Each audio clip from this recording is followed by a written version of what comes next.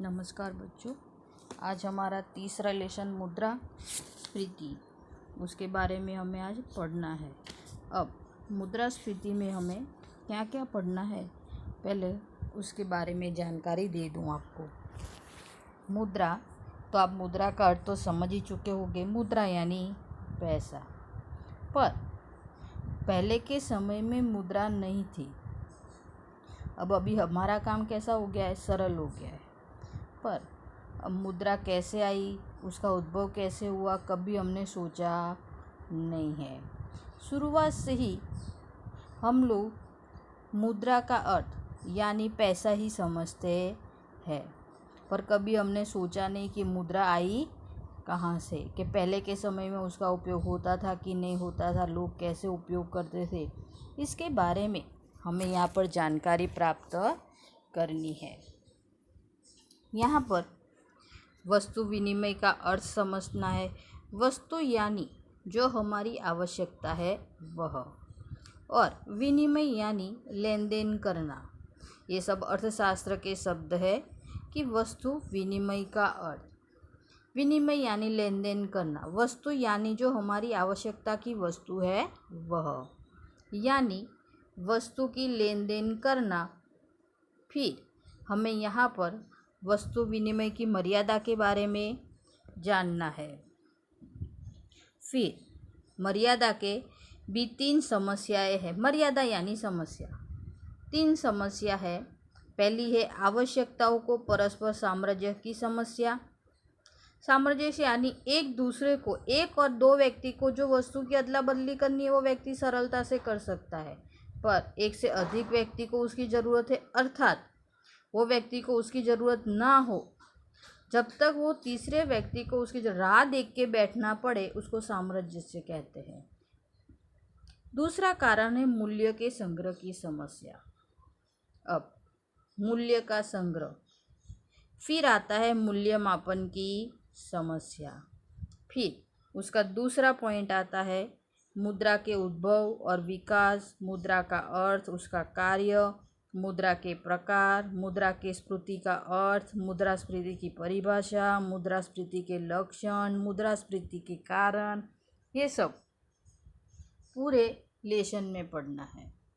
पर हम आज वस्तु विनिमय प्रथा का अर्थ और उसकी मर्यादा ही आज पढ़ेंगे। तो पहले ही आपको समझाया कि वस्तु विनिमय का अर्थ क्या है। आपकी स्क्रीन पर भी उसकी परिभाषा दिखती है कि वस्तु और सेवा में जो उनके बदले में अपनी अन्य आवश्यकता को प्राप्त कर सके, उसे वस्तु विनिमय प्रथा कहा जाता है, अथवा अदला बदली करना। एक वस्तु ली और दूसरी वस्तु सामने देना। अब क्या करते हैं, अभी वस्तु लेते और सामने मुद्रा दे देते हैं, पर पहले के समय से ये पद्धति चली रही है, आज से ये पद्धति हुई नहीं है। पहले मुद्रा नहीं थी, पहले वस्तु थी। हमारा शुरुआत गांव क्षेत्र से हुई, ग्रामीण क्षेत्र से। तो ग्रामीण क्षेत्र में से तो आसानी से एक वस्तु के बदले में दूसरी वस्तु की अदला बदली कर लेते थे। कोई चावल, गेहूँ, सब्जी इत्यादि वस्तु की लेन देन आसानी से कर सकते थे। यहाँ पर दूसरी भी एक परिभाषा आपको दी है कि वस्तु या सेवा के बदले में अन्य वस्तु या सेवा प्राप्त करने की प्रथा। ये वस्तु विनिमय प्रथा की परिभाषा परीक्षा में 1 मार्क की पूछाई जाती है। और मुद्रा अर्थतंत्र की क्रांतिकारी खोज है कि ये खोज हुई कैसे, कि जिसका स्थान, वस्तु का स्थान आज हाल में मुद्रा ने ले लिया है। तो ये सब हुआ कैसे, क्योंकि व्यक्ति की आवश्यकता तो कैसी है, अमर्यादित। कभी भी कहीं भी उसकी आवश्यकता उद्भव हो सकती है। पर पहले के समय में तो कहीं खड़ी हो जाती थी समस्या, तो क्या करते, वस्तु के बदले में वस्तु ही था, मुद्रा तो थी ही नहीं। तो आरंभिक मनुष्य अपनी वस्तु सेवा को देकर खुद जरूरी वस्तु खरीदने का प्रयास करता और विनिमय पद्धति करता। तो वो वस्तु विनिमय का कारण नीचे दिया हुआ है कि कोई शिक्षक पढ़ाता है तो उसके बदले में भी उनको क्या दिया जाता था, गेहूँ, चावल, दूध इत्यादि वस्तु। कोई पैसा वैसा नहीं था, पर वस्तु के बदले में वस्तु देना, ये प्रक्रिया चल रही थी। पर समस्या कब आई कि एक व्यक्ति को ज़रूरत है, सामने वाले व्यक्ति को उसकी ज़रूरत नहीं है, तो जब तक उसको चाहिए तब तक वो एक व्यक्ति को राह देख के बैठना पड़ता। वही समस्या यहाँ पर दिखी, जिसके कारण मुद्रा की खोज हुई और उसका उद्भव कैसे हुआ, उसका विकास कैसे हुआ, हम लोग अभी मुद्रा का उपयोग कैसे करते हैं, इसके बारे में यहाँ पर हमको जानकारी प्राप्त करनी है। यहाँ पर भी बहुत सारे अर्थशास्त्रियों ने परिभाषा दी है, मुद्रा के अनेक प्रकार है, ये सब बाबतें हम आगे आगे पढ़ते जाएंगे।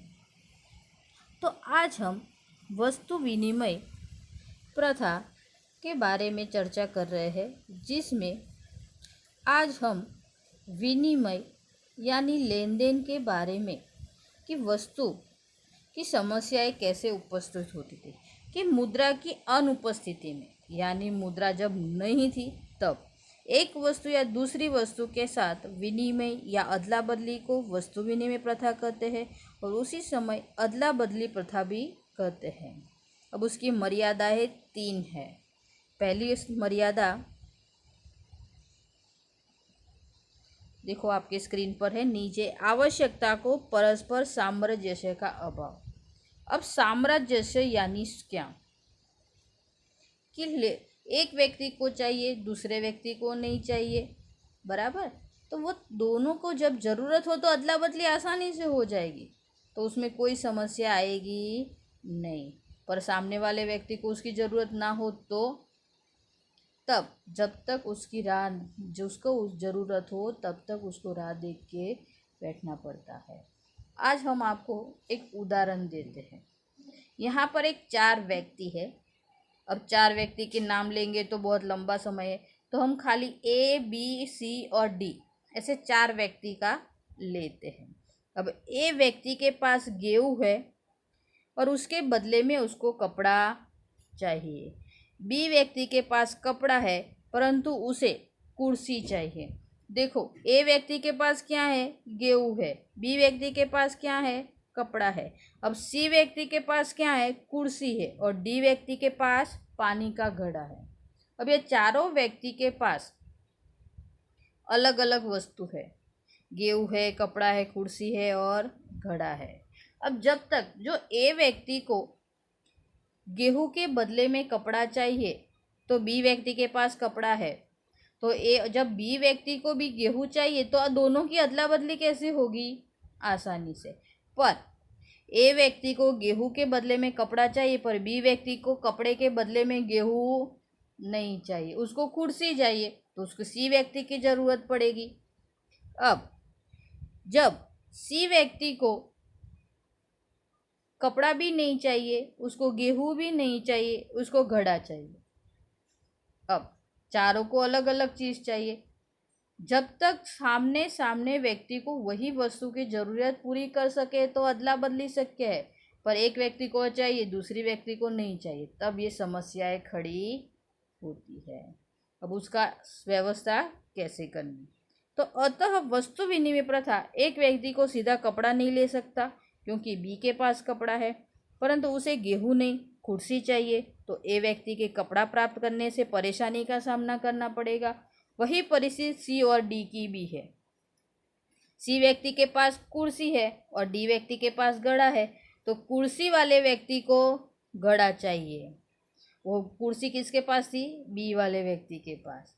अब D व्यक्ति के पास क्या था, घड़ा, अब उसको गेहूँ चाहिए, वो तो A व्यक्ति के पास है, तो ये समस्या यहाँ पर दर्शाई है। इसी यदि द्रव्य होता तो A व्यक्ति गेहूँ बाजार में बेचकर द्रव्य खरीद सकता था, पर ये मुद्रा के बिना ये कार्य सरल नहीं था और ये समस्याएं बढ़ती गई। परिणाम स्वरूप वस्तु विनिमय प्रथा की द्विपक्षीय साम्राज्य बैठने में कठिन है। द्विपक्षीय, आमने सामने वाले व्यक्ति को वस्तु की जरूरत हो पर वो पूरा कर सकते नहीं है। अब दूसरा कारण हमारा आता है मूल्य की संग्रह की समस्या। मूल्य संग्रह की समस्या। अब संग्रह यानी क्या, संग्रह यानी क्या, संग्रह यानी संभाल कर रखना। संग्रह यानी संभाल कर रखना। अब गेहूँ, चावल, कुर्सी, आपको ये उदाहरण सब दिए, वो कितने समय तक संभाल सकते हैं? 1 या 2 साल। कभी पशु के बदले में भी लेन देन होती थी, तो ये सब लंबे समय तक रह सकता है? नहीं रह सकता बच्चों। तो क्या करना था कि लंबे समय तक ये सब वस्तु नाशवंत है, वो लंबे समय तक रह सकती नहीं है, उसका संग्रह निश्चित नहीं है। समविभाजन और विशिष्टीकरण। पहले के समय में हर एक व्यक्ति की आवश्यकता अलग है। हर एक व्यक्ति एक ही वस्तु से जितनी आवश्यकता है हर एक वस्तु का उत्पादन कर सकता था? नहीं कर सकता था। उसमें श्रम विभाजन यानी हर एक व्यक्ति को काम में बंटवारा हो चुका कि कृषि क्षेत्र पर जो खेत मजदूर है वो काम करता है और गेहूँ या चावल या फिर जो भी उत्पन्न करता है, सुनार सोनी का काम करता है, कुंभार मटके बनाता है, पर अदला बदली करता था और आसानी से अपना जीवन चल। पर जैसे जैसे जनसंख्या वृद्धि हुई हर एक व्यक्ति की आवश्यकता बढ़ते लगी। वो आवश्यकता पूरी करने के लिए सामने इतनी वस्तु भी चाहिए। और पहला ही उदाहरण हमने आपको ABCD 4 व्यक्ति का दिया। वो समस्याएं कैसी हुई? ए व्यक्ति को गेहूँ के बदले में कपड़ा चाहिए था पर वो प्राप्त नहीं हो पाया, और वो C व्यक्ति को गेहूँ चाहिए था घड़े के बदले में, वो भी प्राप्त नहीं कर सका, क्योंकि जब तक वो B व्यक्ति वाला व्यक्ति हाँ ना बोले तब तक वो शक्य नहीं था। अब वही बात कि वस्तु विनिमय प्रथा में व्यक्ति मूल्य संग्रह में भी अनेक कठिनाइयों का सामना करता रहा। कि वस्तु विनिमय प्रथा में लेन देन वस्तु के रूप में होती थी एवं कई ऐसी होती कि जिनका लंबे समय तक हम संग्रह कर सकते नहीं थे। वस्तु विनिमय प्रथा में कौन कौन सी वस्तु थी? अनाज, दूध, घी, सब्जी, फल, ये सब। अब ये वस्तु का संग्रह कर सकते हैं? नहीं कर सकते हैं। और इन्हीं चीज़ों को लंबे समय तक संग्रहित कर सका जाता नहीं है, अथवा खराब हो जाती है और उनका मूल्य भी नष्ट हो जाता है। इसी प्रकार जब पशु का गाय, भैंस, हाथी इत्यादि की भी अदला बदली सरल नहीं थी। किसी को आधा चाहिए तो पशुओं को थोड़ा आधा काट देना, नहीं काट सकते। इसी चीज वस्तु को एक स्थान से दूसरे स्थान पर भी ले जाना कठिन था, कि सामना करना पड़ता था। अब हमारा तीसरा कारण है मूल्य मापन की समस्या। मापन यानी क्या? मापन यानी क्या कि अभी हाल हम मापन को पूछे तो तुरंत तुम सब क्या बोलोगे? किलोग्राम, लीटर, मीटर इत्यादि। ये सब आपको पता है क्योंकि अभी आपको वो जानकारी मिली है इसीलिए। तो क्या पहले के समय में तो ये सब कुछ था ही नहीं। तो उस समय व्यक्ति क्या करता था? तो एक बाउल गेहूँ दिए तो उसके बदले में एक बाउल चावल दे दिए, पर कपड़ा लेना हो तो, सब्जी लेनी हो तो ये सब समस्याएं खड़ी होती। उस समय कोई किलोग्राम, लीटर, मीटर कोई भी माप का अंदाजा नहीं था और उनको याद रखना भी तकलीफ वाला बात थी।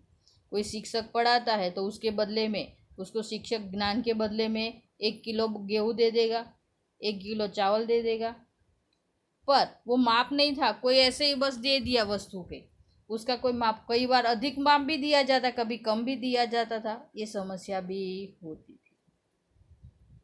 कि श्रम विभाजन और विशिष्टीकरण के बाद औद्योगिक आर्थिक जगत में वस्तु के मूल्य मापने के प्रश्न भी खूब महत्वपूर्ण हैं। गेहूं के बदले में चावल का विनिमय करने तक तो ठीक था कि गेहूं और चावल अदला बदली जितना मापो उतना सामने दे सकते थे, पर गेहूं के स्थान पर अनेक वस्तु की गई जिनकी विनिमय दर याद रखना, निश्चित करना कठिन था। कि 1 बराबर 2 मन चावल, 1 मन गेहूं के बराबर 10 मीटर कपड़ा, और 1 मन गेहूं किलो घी, तो किलो के बराबर कितना कपड़ा और कितना चावल, ये सब निश्चित नहीं था और यही अनुसार व्यापार करना भी कठिन था। इसीलिए इस सर्व सामान्य मापदंड की भी आवश्यकता हुई। ऐसे तो बहुत सारे कारण हैं विभाजन की कठिनाइयाँ।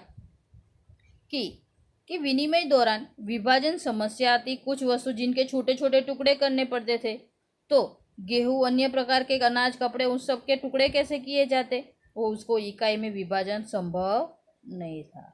मकान में स्कूटर, मोटरसाइकिल, गाय, भैंस, बकरी, ऐसे छोटे छोटे उसका विभाजन हो सकता नहीं था।